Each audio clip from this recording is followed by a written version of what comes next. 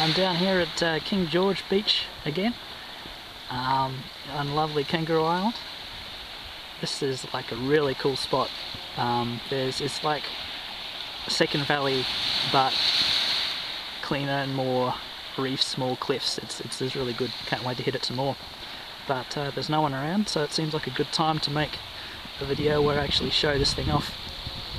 So this is my fishing kayak. Just shy of 3 meters, so I can stash it fairly well. Got this down at Anaconda. It came stock with the front hatch there, so you can store some gear. A rod holder mount there.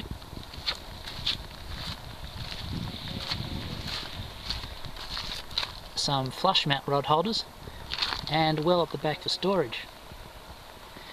And of course this seat makes the whole fishing thing a bit more relaxing. You can just lean back and relax. It's awesome. Stuff I've done to it. You always got to have some cleats. Always good to be able to tie stuff off. I got an attachment for this rod holder, so I could have it at this angle. And what that means is that when a fish bites it on the troll, it's pulling against plastic instead of this bit of rubber here.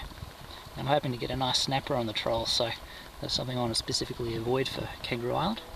You'll probably also notice I've got a fish finder here, which is pretty damn sick. I've got this sitting on this ram mount that lets me position it however I like. I've got the cables running through a bung down here. This is just kickboard foam that I've turned into sort of a cable gland, and I think that should be waterproof enough to keep stuff out even if I capsize for a minute or two. God forbid. So down below, and I haven't positioned the sounder yet, but you can see the front bit is where the battery goes. The little orange bit is where the transducer sits with some water over the top, and that lets the sonar shoot through the hole, and the bottom and the fish. Some other things are pretty good. These carry handles are pretty comfy on the fingers, which is very good when you're having to drag it a fair distance. The trolley was a gift from my folks, and it only beats carrying this up the ramp to Merino Rocks, which I did once. I won't do that again. This esky I modified with a plastic toy box. I just cut it and screwed and glued it onto the side, about 7 screws aside, stainless steel self-tappers with some marine goop glue. Then a little rough job cutting in some notches, which lets me use a shock cord that comes with the well to anchor this esky down. And this esky gives me plenty of storage for fish and bait, and a spare bottle of water.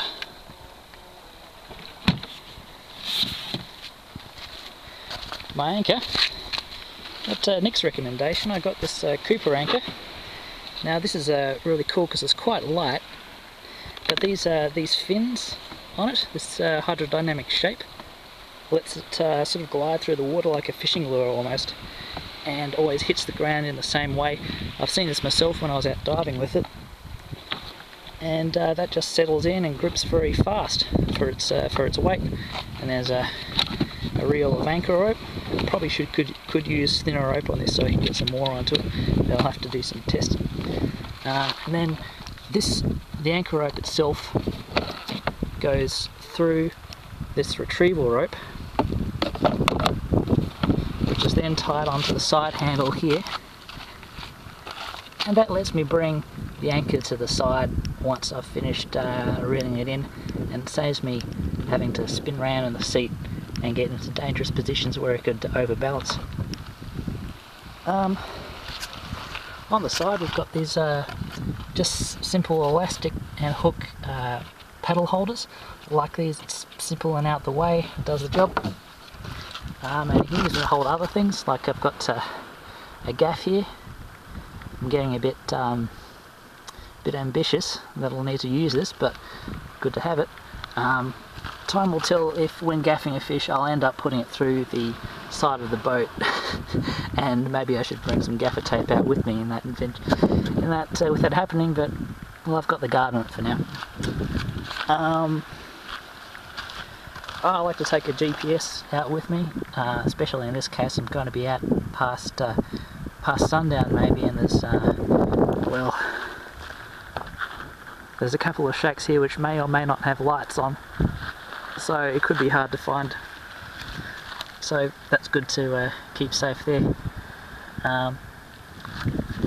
Also to the esky I've mounted a little holder that I can use to store a rod, or in this case a little safety light that I've made out the top of an old broken rod, plastic peanut butter jar and its lid, and inside that the guts of an LED headlamp, so I just unscrew the lid, turn the lamp on, screw the lid back on, and I've got quite a bright indicator light to stop boats from running over me. It shouldn't be a problem around here, it's looking pretty quiet. I'll put a bit of pool noodle foam, which is probably going to come in handy a fair bit around the land net, as it's like the one thing that's not tethered to the boat, so that'll float if it goes over. These tethers are made of whippersnipper cord that were just wrapped around a piece of wood and boiled and then cooled, and had clips and Velcro put on either end just as equipment leashes. And I've got my little grippers here. I'd really recommend these for handling things like flathead or any sort of big fish you want to keep still while you remove the hooks.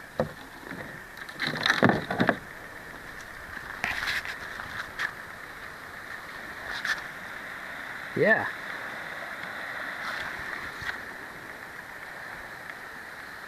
Yes. I've got the, if you're wondering what this is, it's a shark shield. Basically sends electrical signals that mess up with the noses of sharks have these little pores that detect electrical signals, and this is like a really annoying signal for them. Keeps them 3 to 5 meters at bay apparently. I've seen some tests, and it gives me the confidence to stick my feet over the side while I'm dropping bits of pilchard in the water and stuff near seals and that sort of thing. So that's all good. Well, this is my fishing kayak, and let's see how we go out there.